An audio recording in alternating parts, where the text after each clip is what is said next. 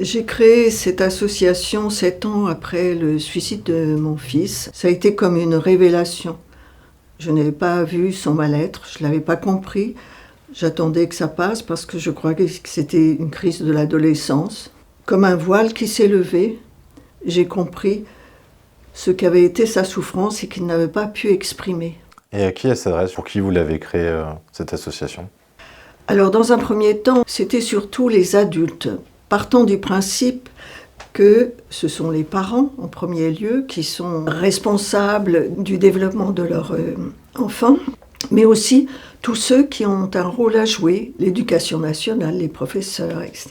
Notre mission, c'est de prévenir, accompagner et soutenir les jeunes en souffrance et leurs familles. Notre action va de la prévention à la postvention en passant par l'accompagnement avec différents pôles.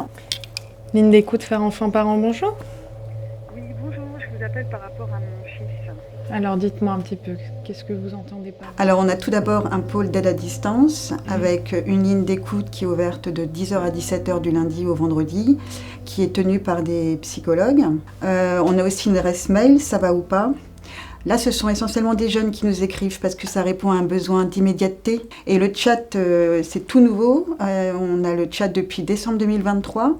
Donc là, c'est essentiellement aussi les jeunes qui nous sollicitent, en général des jeunes qui sont en crise suicidaire, qui utilisent ce canal-là. À l'espace d'accueil et d'écoute, on propose des suivis psychologiques non payants, avec aucune limite de temps. Ça peut être des consultations individuelles pour les jeunes, des consultations parentales, on fait du soutien à la parentalité.